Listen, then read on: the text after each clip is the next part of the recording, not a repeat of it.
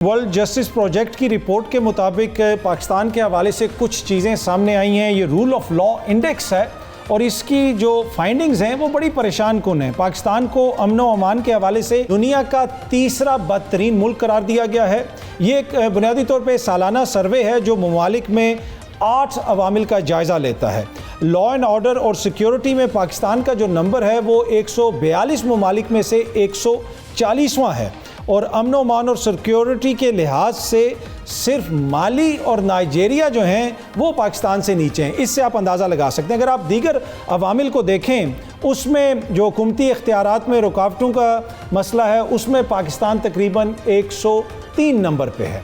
अगर आप करप्शन की बात करें तो यहाँ पे भी पाकिस्तान की कारकर्दगी इंतहाई मायूस कुन है। पाकिस्तान का शुमार दुनिया के करप्ट तरीन ममालिक में होता है और इस इंडेक्स के मुताबिक पाकिस्तान का 120वां नंबर है। अगर आप ओपन गवर्नमेंट की बात करें यानी जो गवर्नमेंट के महकमों में आपके काम हैं वहाँ पे कितनी आसानी से हो जाते हैं, गवर्नमेंट कितने अच्छे तरीके से चलती है, उसमें पाकिस्तान का नंबर 106 है।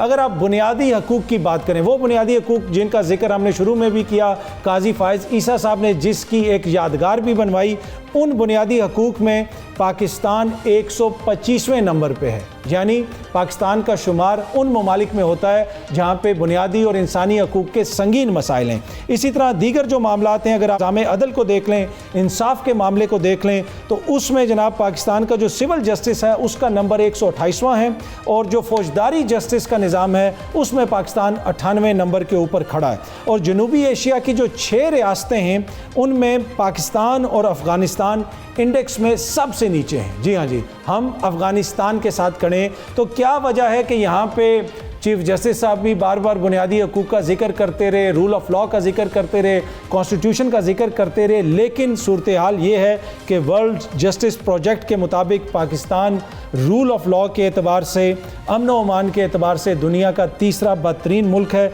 इस मामले पर गुफ्तगू करने के लिए समाजी कारकुन और माहिर कानून जिब्रान नासिर साहब ने हमें ज्वाइन किया। जिब्रान, बहुत बहुत शुक्रिया। जिब्रान, ये जो वर्ल्ड जस्टिस प्रोजेक्ट की रूल ऑफ लॉ इंडेक्स है उसमें कहा गया कि अमन व अमान के हवाले से पाकिस्तान को दुनिया का तीसरा बदतरीन मुल्क करार दिया गया। और उसके अलावा वैसे भी अगर आप निज़ाम इंसाफ को देखें, इसमें बताया जाता है कि जी सिविल जस्टिस में हमारा 128वां नंबर है, जो फौजदारी जस्टिस का निज़ाम है उसमें हम 98वें नंबर पे खड़े हैं।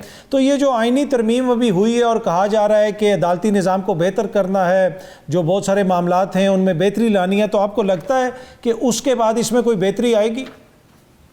देखिए, सबसे पहले तो अतहर साहब जो वर्ल्ड जस्टिस प्रोजेक्ट हमें बता रहा है ना, वो तो हमारा लिव्ड एक्सपीरियंस है, उसमें कोई सरप्राइजिंग एलिमेंट नहीं है। दूसरी बात ये कि जो 26वीं तरमीम है, हमें कोई भी दो राय नहीं होना चाहिए कि ये किस वजह से लाई गई है। जो हमें एक साल से बार बार कहा जा रहा है ना कि 9 मई जो है पाकिस्तान का 9/11 था, तो उसका क्या मतलब है? वो सुपीरियर जुडिशरी को कंट्रोल करना था, वो 26वीं तरमीम के तहत किया गया है। ठीक, इसमें आपको जिब्रान साहब सियासी जमातों का किरदार नज़र नहीं आता? मौलाना शहबाज शरीफ साहब, बिलावल साहब, इवन के PTI वाले भी, ये सारे मुशावरत करते रहे इस आइनी तरमीम के लिए। तो आइनी तरमीम तो आई है पार्लियामेंट से और पार्लियामेंट के बारे में कहा जाता है कि वो विल ऑफ द पीपल है, तो फिर तो उसको सामने हमें अपना सर निगूं करना पड़ेगा। देखिए, बात ये है कि जो पार्लियामेंट आई है वजूद में, ये तो 8 फरवरी के डाके के नतीजे में आई है। 8 फरवरी का जो अपना इलेक्शन है वो इतना बड़ा इस वक्त सवालिया निशान है। उसके बाद जो आपका फैसला है 12 जुलाई का सुप्रीम कोर्ट का, जिसके तहत आपने PTI को रिकॉग्नाइज करना था और उनको रिजर्व सीट्स देनी थी, और उसके नतीजे के अंदर क्या कदो खाल बदलती पार्लियामेंट की और क्या उसी तरीके से 75% वोट हो पाता कि नहीं हो पाता। अच्छा, एक और ये अगर आप वर्ल्ड जस्टिस प्रोजेक्ट की रिपोर्ट देखें, इसमें जो बुनियादी हकूक़ हैं पाकिस्तान, उसमें पाकिस्तान 125वें नंबर पे खड़ा है। यानी 142 ममालिक में से पाकिस्तान का नंबर 125वां है, जो यकीनन इंतहाई परेशान कुन है। हमने यहाँ पे देखा कि बुनियादी हकूक़ की बड़ी बात की गई, काजी फायज़ ईसा साहब ने एक यादगार भी उसकी बनाई, और एक बुनियादी जो राइट है नकलो हरकत का, जिसका बाकायदा तौर पे वहाँ पे लिखवाया भी गया एक दीवार के ऊपर सुप्रीम कोर्ट में। लेकिन आज ही हम ये खबर सामने आई कि ईमान मज़ारी साहिबा, जो एक ह्यूमन राइट्स वकील हैं, उनको गिरफ़्तार किया गया क्योंकि कहीं पे इस्लामाबाद पुलिस ने सड़क पे लोगों की नकलो हरकत रोकी हुई थी, जिस पे उन्होंने एहतजाज अपना रिकॉर्ड करवाया। तो क्या आइन जो है, ये बड़ा इंपॉर्टेंट क्वेश्चन मैं आपसे करना चाह रहा हूं कि हम देखते हैं कि कार्य सरकार में मुदाखलत के नतीजे में किसी को गिरफ्तार कर लिया जाता है, लेकिन जो शहरी है, जो सिटीजन है, उसके कार में अगर जो रियासत है वो रुकावट डालती है, जिस तरह रोडें ब्लॉक कर दी जाती हैं, रूट्स लगा दिए जाते हैं, क्या आइन उस सिलसिले में कोई शहरियों को तहफ़्फ़ुज़ फराहम करता है? देखिए, मैं एक इंसिडेंट की बात और एक फर्द ईमान हजारी की बात नहीं करता, मैं आपसे बात करता हूं लाखों लोगों को। तो पहले मुझे बताइए, कार्य सरकार है क्या?